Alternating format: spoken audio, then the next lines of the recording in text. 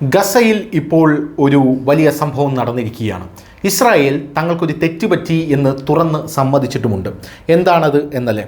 ഞായറാഴ്ച ഗസ മുനമ്പിൽ ഒരു അഭയാർത്ഥി ക്യാമ്പിൽ ഇസ്രായേൽ ഒരു മിസൈൽ ആക്രമണം നടത്തി. അതിൽ നിരവധി പേരാണ്, കുട്ടികൾ ഉൾപ്പെടെ, കൊല്ലപ്പെട്ടത്. മരിച്ചവരിൽ ഭൂരിഭാഗവും കുട്ടികളായിരുന്നു എന്ന് വേണമെങ്കിൽ നമുക്ക് പറയാം.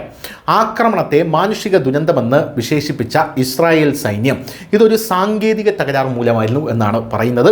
ഞങ്ങളുടെ ലക്ഷ്യം മറ്റെവിടെയായിരുന്നു, പക്ഷേ ഈ മിസൈൽ ഞങ്ങളുടെ കൈ തെറ്റി അല്ലെങ്കിൽ ലക്ഷ്യം ഭേദിക്കാതെ ഒരു മിസ്ഇൻഫർമേഷനോടുകൂടി ഈ അഭയാർത്ഥി ക്യാമ്പിൽ കുട്ടികളുടെ മുകളിലേക്ക് വന്ന് വീഴുകയായിരുന്നു എന്നാണ് ഇസ്രായേൽ നിലവിൽ പറയുന്നത്. അല്ലാതെ ഞങ്ങളിത് മനഃപൂർവ്വം ചെയ്ത തെറ്റല്ല, ക്ഷമിക്കണം എന്നാണ് ഇസ്രായേൽ നിലവിൽ പറഞ്ഞത്. എന്തായാലും ഏത് കുട്ടികൾക്ക് മുകളിലാണ് ഈ മിസൈൽ വന്ന് വീണത് എന്നല്ലേ?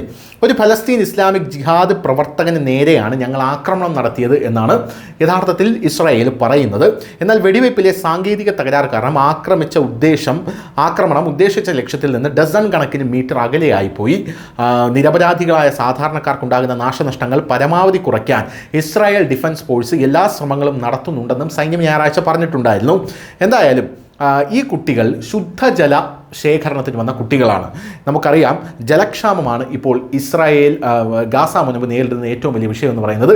വെള്ളം കിട്ടാതെ 798 പേർ അവിടെ മരിച്ചിരിക്കുന്നു എന്ന റിപ്പോർട്ട് ന്യൂസിൻ്റെ മലയാളം പുറത്തുവിട്ടതാണ്. ഈ ഒരു സാഹചര്യത്തിൽ ഈ ശുദ്ധജലം അവിടെ കിട്ടുന്നത് മുഴുവൻ പൊടിയും മണലും കലർന്ന വെള്ളമാണ്.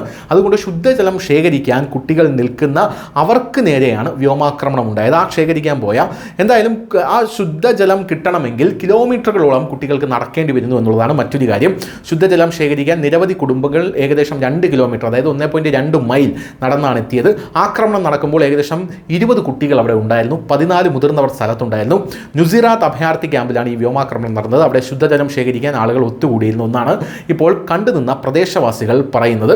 എന്തായാലും 58,000-ലധികം പേരാണ് ഇതുവരെയുള്ള ഇസ്രായേൽ ആക്രമണത്തിൽ ഗസയിൽ മാത്രം മരണപ്പെട്ടിരിക്കുന്നത്. ന്യൂസ് ഡെസ്ക്, ന്യൂസിൻ്റെ മലയാളം.